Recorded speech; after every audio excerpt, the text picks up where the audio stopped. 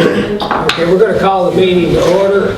I know we don't really have any groups. I know we have a couple of gentlemen here that are, I think, to listen in on one of our agenda topics. Do you all care to speak to the council or anything on anything at this point? Okay. I'm good. All right. Thank you. The first item on our agenda is a public street dedication on Round Creek Drive, and Councilman Buckman has requested that he wants to recuse himself from any discussion on the vote. So, Joe, if you want to please yourself.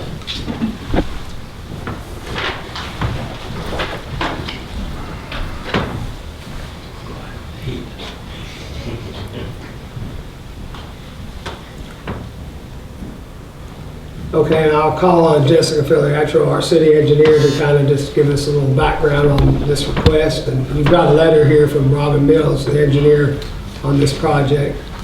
Yes, in your packet, Council, you should see a letter of request for the current private drive for the Round Creek condominium development to be dedicated as a public street in right-of-way, such that they can, I guess the existing layout and development plan for that condominium complex has not taken off the way the developer had intended. It's been there since, I believe, the early 2000s, I'm wanting to say, 15, 17 years or so, and it just that development just hasn't shown the interest. I'm not sure why, but it hasn't taken off.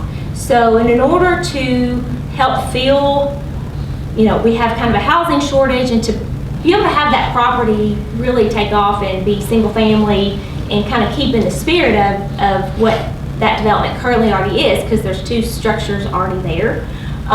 The request is, the only way to really do that per the zoning and so forth is to have a public street so that those lots can now have road frontage. So this request is to propose that the city take in with the dedicated right-of-way this previously private drive, and there were some items that, because it was developed and designed as a private road, that didn't quite meet our traditional street standards, our typical sections. So what you have before you is information from Horizon Engineering, kind of bullet pointing the things that don't currently meet our public street standards, but asking for and providing some justification on why that should be accepted into the system. Also, there's a report from Asher Engineering before you, providing some justification on the street section, the pavement thickness, and so forth. And if there's any specific questions, you'd be happy to try to provide some input on that. One good thing that I'm feeling better about this project is that because it is a one-way street, there were some geometry that was tight that we generally don't allow for access and so forth, but it's one way, and there will not be on-street parking on this street, and they all have access with the current development layout for access through shared drives and towards the rear. So that should allow, provide some better clarification that would not be available on typical streets. I'm trying to think if there was anything else that I was going to mention. I guess I'll really just take questions. The other thing is that from the public standpoint, we don't take any street into our public maintenance system currently the way our rules are, and this would fall under the same category. It stays bonded until you have 50% build out. So that if there is any indication that the existing street has any issues with pavement failure or something like that, that will have to be addressed. It will be bonded and repaired prior to the city taking that into the public street system. So there's some surety there that the public has to make sure that it's up to par and it's going to withstand, construction loads and things, because that's generally when you see if there's going to be a failure, it's during those construction loans when home building's going on with concrete trucks and that sort of thing. I have requested, because there are already homes on the street, and it is one way that if there are any major failures, that they need to be repaired in a timely fashion and not wait until all the development's completed, just because it could create some issues, that could become more hazardous. So that's about all I have. And again, if there's any specific questions to some of the waivers or the requests that are in the letter. Yes, sir. Jessica, you said there would be no on-street parking? That's correct. Okay, what about when they have guests or something? Where would the guests park? They will have some a driveway and access around the rear to I think there's some of those are proposed to have garages perhaps. These gentlemen might be able to provide a little bit more information, but it's not intended to have permanent on-street parking. Again, just for the event of a fire truck, Chief Mattingly, there would not be ability to make that turn, with on-street parking, especially in some of those curves in front of the homes, or like for a garbage truck or something like that. It'd be pretty tight with big garbage trucks and things like that. But again, it's 19 feet wide. It's not like it's 10. So obviously, if somebody's getting a parcel delivery or something where they temporarily park there to take a package, I don't think there's not enough traffic here either to really create a major issue either. There's no through traffic through this neighborhood, which is often the case in some other situations where we're asked, for public street. It's kind of a dead end loop. It's kind of a unique design. It kind of resembles more of almost like a cul-de-sac sort of situation where you come in and you work your way to the right and work your way back out. And the common area will give you some room to park, really, if it happens. That's just, you go down to Louisville and Celebration City and Norton's Commons and some of these other places, they have similar type roads and stuff. And sometimes if somebody has 10 people at their house, they're going to park in the common area. Just, those things happen, but there's room there for that. But then they're also, voluntarily increasing the surface asphalt above what our design standards are to 1.5 inches versus 1.25. So that's going to be a better asphalt surface than we typically require right now. Is that correct? Well, but that's also because the subsurface isn't as thick. Right, but they've agreed to move more surface. They're going to be, actually, I think it's 2 inches, provided that it doesn't go more than 2 inches above the existing gutter, so that we can mill and we don't end up having break off or roll off on the gutter. But yeah, that should also provide, make up the difference between our current standard versus when this was built, and the fact that we didn't have any inspections during the time it was constructed. But again, that bond should help us, and they're proposing to add more than just a minimum surface to it to help provide additional strength. So to kind of reiterate what Councilman Williams was asking about as far as the on-street parking, we all know that doesn't get adhered to the majority of the time. Is this something, as far as this is a waiver as far as the radius turns, because of fire truck access, because of garbage truck access? Is that something we would normally pass as far as the city if we were building something new or somebody was building a new development? Even though it's no on-street parking, I mean, if there is parking there, you're not going to be able to get a fire truck in, or you're not going to be able to turn a garbage truck around. I mean, is that normally something that we would pass, or is this part of the waiver? That's part of the waiver. Okay. There's also, in most instances, we would not require no on-street parking either. That would not be something that we would require people to post no parking signs and prohibit altogether on a public street.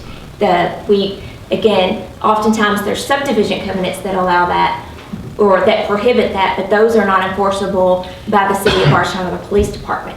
Whereas in this instance, because it would be creating a designated no parking, it would have a little more enforcement in the event that it becomes an issue, or for chief, if there's a fire or something, that we could take some more immediate action if that were an issue or became an issue. So I think what Jessica's trying to say though is that if it's designated as a no parking zone, then we could, if it became an issue, the garbage guys let Jessica know, then we could send a police officer out there and give them I don't know that we really do that, but a parking ticket. or something along those lines, versus if it's just your neighborhood covenant, then depends on what mechanisms your HOA has to enforce it, versus that the city could do anything. Or the beast to just push them out of the way, right? It is in our Right. HOA regs. Yeah. It's also, Okay. it's allowed in there, so you'll probably have neighbors telling on each other as well. Always good.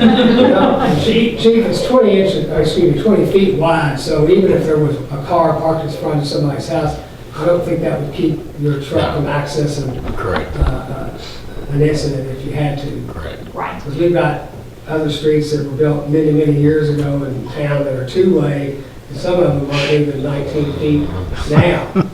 They've been there since the 50s, and so it's not like I don't think this is going to create a serious safety threat. And there's only like one spot that it would be really tight if there were a car. Yeah, and I think they've got a drive proposed in the tightest point of that radius, such that if somebody's parked there, they'd be blocking the drive as well. Am I getting that maybe right, guys? So, again, I don't think, again, we're talking about 14 homes, you know, it's not a large development. Again, there's some places in town that are narrow that we make do, and we normally don't like to create more areas where access to public safety or things are more difficult. But again, I think they've provided opportunities for parking for the homes, the drives coming around, and the garages facing the back, I believe, or the side, rather than the front where people tend to stack up a little tighter. So I think they've kind of addressed that in as best as feasible. Yeah, if you go to places like Norton Commons or Celebration City, Seaside, these planned communities that have been built recently, you'll find a lot of them have these one-way streets that are narrower than this 20 feet, and they've got hundreds, if not thousands, of residents in those areas. So it's sort of, they're unique designs, just like this is. It's not your normal thing. You can't do anything with the radius because the radius is already there. We're trying to work through that issue, but that's really, we've already had Chief drive the truck through there to make sure the radiuses work, and they do. So. And there's also a recommendation to drop by Horizon to lower the speed limit to help also slow that traffic and provide enough sight distance, and people are coming at a slower speed rather than, and again, it's not something that I would recommend for every development. This is not something that's going to be applicable to every single new subdivision coming in, but in this particular layout design, and the fact that the whole middle is also a common area, and it's, tall, mature trees. There's not a lot of low underbrush or something that's going to prevent sight visibility. You're not interfering with people trying to enter the road from the center of the loop. So I think that's going to provide at that slower speed. I don't see that that's going to be a huge issue. The length of the whole thing isn't really long enough to build up much speed anyway. You might pick up some speed coming in, but you're going to have to slow down pretty quick when you get to make the loop, to start the turn. It does give us an inventory of about 13 building lots that are badly needed in Bardstown and Nelson County, and the tax base hasn't improved in that area for a long time because there's nothing has been built there. So this will help that as well.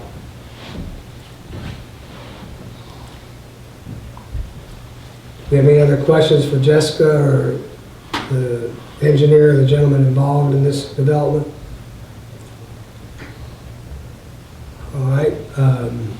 Then I request a motion to approve the recommendation from Robin Mills to accept this street to be dedicated and accepted by the city of Bardstown. So moved, Mayor. We have a motion by Councilman Knowles and a second by Councilman Williams. Is there any other discussion? Seeing none, all in favor signify by saying aye. Aye. Any opposed? Okay, motion is carried. Thank you. Thank you, Jessica, and thanks for your all's questions. Okay, if you all recall at one of our recent meetings, we had tourism came to our meeting and gave us the request for street closures for this Gumball 3000 rally. They're just asking to amend it. Gary, would you want to speak to that for a second? There's Yes. not much to really, go ahead. Yeah, there's not a whole lot to it, you're right, thank you, Mayor. It's originally, it was approved from Broadway to Court Square, just barricading along 3rd Street. But then they wanted some more pedestrian area, and they thought Flagey would get busy, so they requested that you would approve to the alleyways on East and West Flagey. And they've already spoken with the police department about that.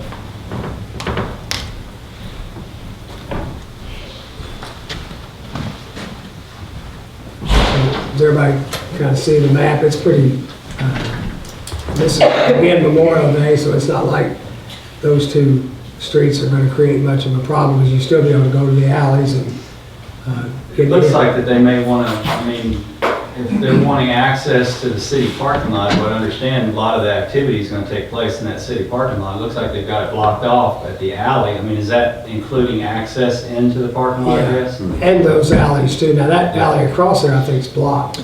One of them, isn't it? No, that Mulberry, I think that's straight. That's through. open, yeah. Yeah, it's open, but as But long no, as they have won't, access. the alleys will be open. Yeah. So that if you happen to come on that street, you got a way to get off. If you have If they're to. going to use that parking, that's going to be, I guess, the hub of activity, right? Or the city parking lot? Well, the cars are all going to be parked on 3rd Street. Oh. Is that right? That's correct. That would just allow the public to use that parking lot though. So you're right, it would be blockaded at the alley. Yeah. Yeah. So you would still have access to and from both sides of Flagey at the alley. Kind of like when they have the beer festival, it's almost, they do that. They block it off to the alley sometimes. Based on the responses I saw on Facebook, they may come back to us for even more space. I don't know. It's pretty crazy. Yeah. Pretty crazy about how many I people think are we're going to get a interested. lot of exposure out of this. Mhm. So it probably makes sense if they are requesting more space than what they originally asked for at this point. But we've made similar things like this work before, and Chief, I think you're all okay with that? Yeah, it actually helps us by expanding it, because then we can control the traffic coming from the alleys to not, so that's actually going to be more beneficial for us to expand it the way they've requested. Okay. Any other questions on this request to add East and West Flagey for half a block, basically, in the closure for the Gumball rally? All right, if not, then I'd ask for a motion to approve the amended request for road closure for the Gumball 3000 rally. So move, Mayor. Have a motion by Councilwoman Hart, is there a second? Second. Second by Councilman Hibbs, or Councilman Hibbs. Any other discussion? Seeing none, all in favor signify by saying aye. Aye. Any opposed? Okay, motion's carried. All right, we've got our minutes from our previous meeting on February 22nd and our special call meeting for a second reading on February 23rd. Is there any additions or corrections? Seeing none, then we'll approve them by unanimous consent. And then we'll move on then to our financial report. We'll call on our CFO, Aaron Bowles, to give us our February financial report. Thank you, Mayor. February was one of those months where it's kind of a finance officer's dream come true. Revenues were up in the general fund quite a bit, and pretty much flat in combined utilities, but our main area of revenue in the combined utilities was up significantly. And in turn, expenses were down in both funds, so can't ask for much better than that. As you pull up your handout there, we'll just start looking at the general fund activity. As you can see, occupational license and net profit fees, they rebounded very well during the month of February, with revenues totaling about $1.1 million for the month. That puts occupational license fees running around 71.8% of the budget for this time of the year, or year-to-date. It's at just over $4 million received out of $5.6 million budgeted. So, revenue for the entire general fund during the month was $1.18 million. As you can see, occupational license was the majority of that. Not much other activity happening out of the ordinary as far as revenue goes. Year-to-date revenue, we're sitting at $8.5 million, or 75.6% of our $11.2 million budget. Expenses, as I said, we're down a little bit this month, $562,000. 54% of that was salaries and payroll tax. That came in at $302,000. Some other notable items on that chart. We had our annual audit fee. That's $31,000 that we pay to RFH. That's a little bit more than what we used to pay the old auditor, but a little bit better service. And we had a single audit this year, which costs about $3,000 to have all those done. And those are required after you surpass the $750,000 of federal grant money. Planning Commission study, we're continuing to help. We went in with the county to help fund the Joint Planning Commission study of their outlook, so that we had a little bit Yes, of... about the new comp plan they're working on. Yes, yeah. So we had budgeted that for the year. We paid out total this year, or so far, $14,000, and they're about halfway through that project. We'll have done another $15,000 to go. Year-to-date expenditures, $6.6 million, or 60% of the budget, and net revenue of the general fund as of February 28th stands at $1.89 million. Moving on to combined utilities. Revenue was $3.8 million, with 95% of that, or $3.6 million, coming from service charges through the various utilities. Most of those were up. Electric was up significantly, just as you can tell through your own bill, I'm sure. With the colder weather, those fees have gone up tremendously. Nothing else really of note out of the ordinary this month. Year to date, we're standing at $29.3 million, or 60% of the budget for combined utilities revenue. Expenses came in $2.7, almost $2.8 million for the month in the combined utilities.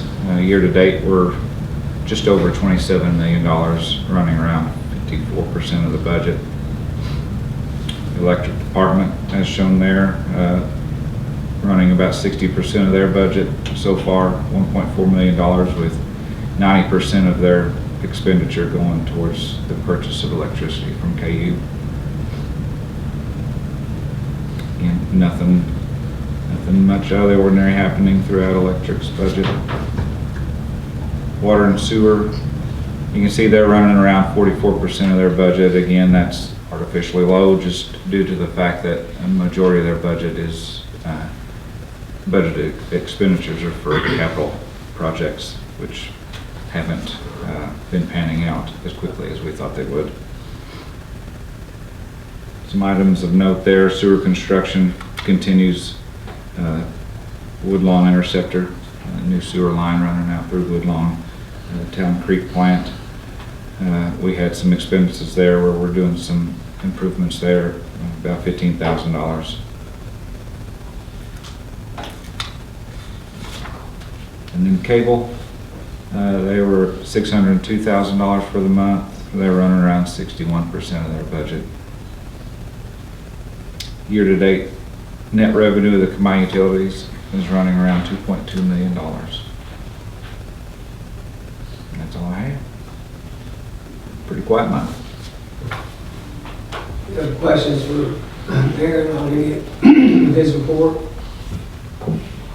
Still in the black. So Aaron, the net profit and all the fees, that was just strictly a a month worth of reporting, or did you have more than like 5 weeks or 6 weeks come in at once? No, it's just the timing. We're getting not only a lot of quarterly filers, that would be, where are we at now? February, so that's third quarter of your fiscal year, or fourth quarter of that prior year of occupational license, plus annual reporters also are due at the end of January. You don't call on the, like I said, water and sewer looks really good at 44%, but we just let the downtown sewer project, and so that hadn't really started making a draw. We've got some others that'll be coming online. Probably not a huge amount between now and July 1, but some will come, so that'll affect that.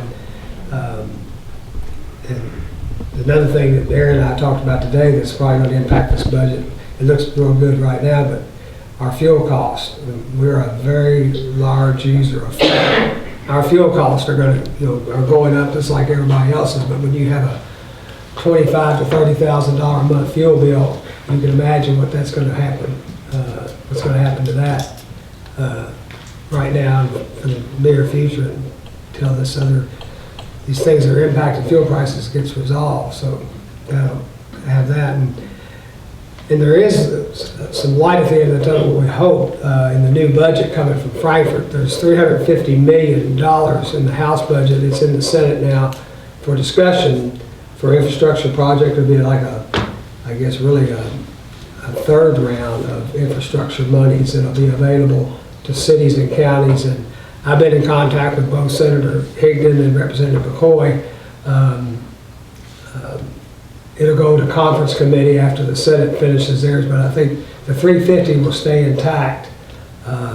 But they don't know how the allocation is going to happen this time around yet. Previously, it was awarded to cities and counties based on population.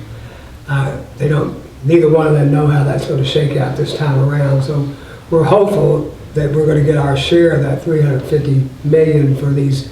We've got a lot of significant water and sewer projects, particularly, that we need some grants for, because the other grant money that's out there, the application process and the scoring of the applications is kind of stacked against cities like Bardstown right now. We have these huge investments coming into town for manufacturing and so forth, but they score it based on the number of jobs that are created. They score it based on your unemployment in your community, and they score you based on your income levels. If you have a very high, low to moderate income levels in your community, all those things help you get approved for these grants. We, in turn, don't score very high in those because a lot of our expansions don't create a lot of jobs. Huge investments financially, creating a lot of demand on our services. But secondly, we don't have an unemployment real issue here. We're under the state and national level here in Nelson County.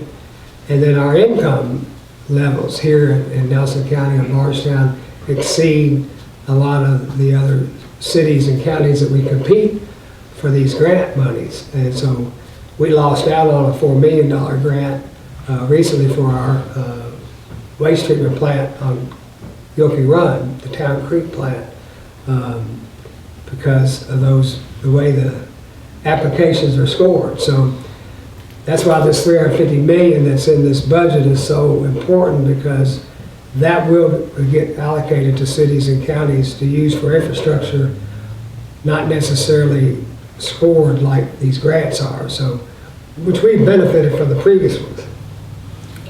Right now, this current budget has $2 million in it from ARPA funds that was divided up amongst our utilities for projects, but when you have a $40 million budget, $2 million doesn't go very far. But we're hoping, and I've been in contact with both our representative and our senator, Kentucky League of Cities, and the governor's office, and making them aware of the fact of the strong growth that's going on here, and the need for us to expand our infrastructure to keep up with that. So we're hopeful we'll get some, once the legislature approves their budget, we're hopeful we'll get our share of that. So, but we're trying to do everything we can to make sure we get our share of it. And the county will get some of that money too for infrastructure, and they are investing that in infrastructure as well. They're not really so much in that business, but they are allocating money for internet and cable out in the county unserved areas. They're helping with this water project from Louisville, which is so needed for our community for our next 25 years. So the judge and I, and he's talking with the magistrate too, so I think we will share that money if and when we get it. So we just hope we get it before we have to put a lot more spades in the ground, so we know we got some help. Okay, anything from any staff reports or committee reports? We have a safety committee meeting on Thursday, You're having a safety committee on Thursday? 5 p.m. here at council chambers. Okay, we have one appointment for the Human Rights Commission. Carrie Stivers, her term expired March 1st. She chose not to serve another term. She wanted to retire, so the position hasn't been open but a couple of days, really. So Sarah Ballard has been recommended to replace Carrie, and Sarah grew up here, graduated from Nelson County High. There's so many Ballards in this county, you got the city, you got to talk about which Sarah Ballard it is, so please excuse me on that. So I'm not assuming everybody knows which Sarah Ballard this might be. Jim's smiling back there. That's the first thing I said when I got it.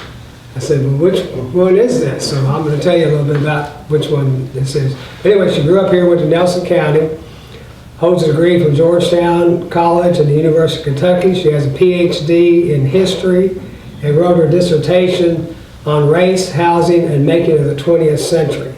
So she works and teaches at UK. She lives in Maywood. She has her husband Nathan. They have a daughter Natalie. And in addition to all that, I mean, it's almost like she went to school for. She was on the historic review board for a period of time. Was she? Yeah. She was the chair at one point, yeah. Okay. That's fair. And then she taught middle school. She taught at Center College and ECTCS. So it's almost like she went to school to be made for this position. I mean, if there's ever a more perfect person to serve on human rights, that would be her. So. Is anybody? It's Joan Hardy's daughter. Yeah. Okay. She's on HR. So she's already served the community in one capacity. Now she's stepping up for this capacity. So I would entertain a motion to approve the appointment of Sarah Ballard to take a new, is that a 3-year term? 3-year. 3-year term, which I guess it would be effective now. So moved, Mayor. All right, I well, think everybody did it. I saw Betty and Joe. So Oldest first, I guess. Yeah. Councilwoman Hart, and then seconded by Councilman Buckman. Is there any other discussion?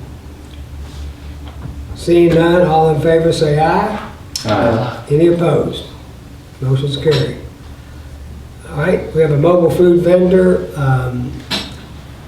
Big Papa's Smokehouse. You've seen the application, and it looks like right now he's just going to be an American Fuji seal as far as its first permit, I guess. That's correct. So, Gary, I think you said everything's in line as far as his application and plan and zoning signed off. And Yes, sir. And I think they're from Lebanon, right? So it's a local entrepreneur and his wife. They're originally from Bardstown. Are They lived here a long time. Did they? Okay. So if there's no further discussion, I would ask for a motion to approve the mobile food vendor license for Big Papa's Smokehouse. So moved, Mayor. Motion by Councilman Hibbs, is there a second? Second. Second by Councilman Williams, any other discussion? All in favor, say aye. Any opposed? Motion's carried. Don't have any cemetery deeds. Any member of the council have anything to bring before the council this evening?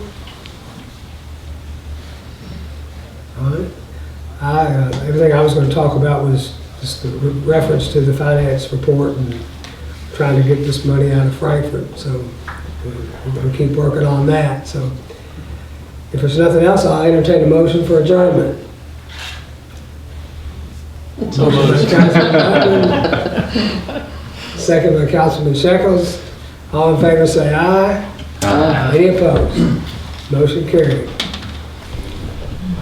Look good in. Yeah.